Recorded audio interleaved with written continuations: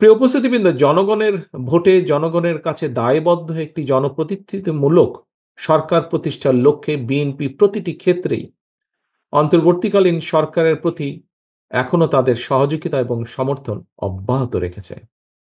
তবে রিসেন্টলি যদি আমরা খেয়াল করে দেখি, বিভিন্ন কারণে অন্তর্বর্তীকালীন সরকার তাদের দায়িত্ব পালনে সক্ষমতার পরিচয় দিতে পারছে কিনা এ নিয়ে সমাজের বিভিন্ন শ্রেণী পেশার মানুষের মধ্যে কিন্তু ধীরে ধীরে সংশয় সৃষ্টি হচ্ছে। প্রিয় উপস্থিতিবৃন্দ, 2013 সালের ডিসেম্বর মাসে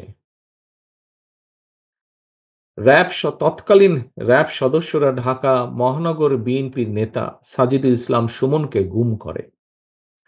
আজ পর্যন্ত আমাদের এই সহকর্মীর হদিস আমরা পাইনি। স্বৈরাচারের শাসনকালে শুধু একজন সুমন নয়, সারা ঢাকা শহর, সারা বাংলাদেশে এরকম অসংখ্য সুমনদেরকে গুম, খুন, অপহরণ করা হয়েছিল। এর প্রতিবাদে পলাতক স্বৈরাচারের সময় গুম হওয়া ব্যক্তিদের পরিবারদের সদস্যদেরকে নিয়ে গুম হওয়া সুমনের বোনের নেতৃত্বে 2014 সালে গঠিত হয়েছিল সামাজিক একটি সংগঠন মায়ের ডাক।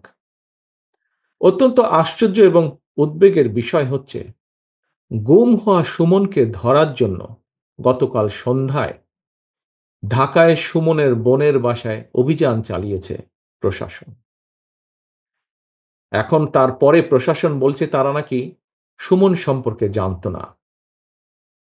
তর্কের খাতিরে আমরা ধরে নিলাম যে ঠিক আছে, প্রশাসন সুমন সম্পর্কে হয়তো জানত না, কিন্তু এই যে পলাতক স্বৈরাচার, এই স্বৈরাচারের সরকারের সময় একজন সাবেক রাষ্ট্রপতি বিমানবন্দর দিয়ে চলে গিয়েছে দেশ ছেড়ে।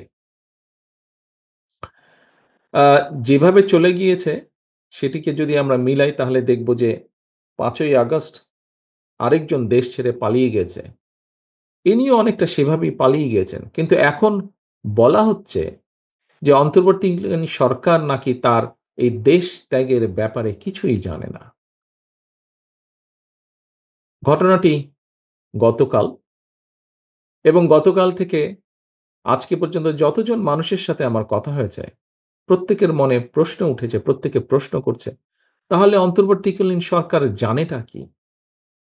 সাথে এও অভিযোগ উঠেছে, সংস্কারের নামে সময় ক্ষেপণ করে অন্তর্বর্তীকালীন সরকার একদিকে যেমন হয়তোবা পলাতক স্বৈরাচার এবং তাতে দোসরদেরকে নিরাপদে দেশ ত্যাগের সুযোগ করে দিচ্ছে, অপরদিকে অত্যন্ত সুকৌশলে নানা ইস্যু সৃষ্টি করে স্বৈরাচার বা ফ্যাসিবাদে বিরোধী যে রাজনৈতিক দলগুলো আমরা যারা মাঠে ছিলাম, সেই দলগুলোর ঐক্যের মধ্যে ফাটল ধরানোর একটা ক্ষেত্র হয়তো তৈরি করতে চাইছে। পলাতক স্বৈরাচারদের সহযোগীদেরও পুনর্বাসনের ক্ষেত্রও হয়তো তৈরি করতে চাইছে।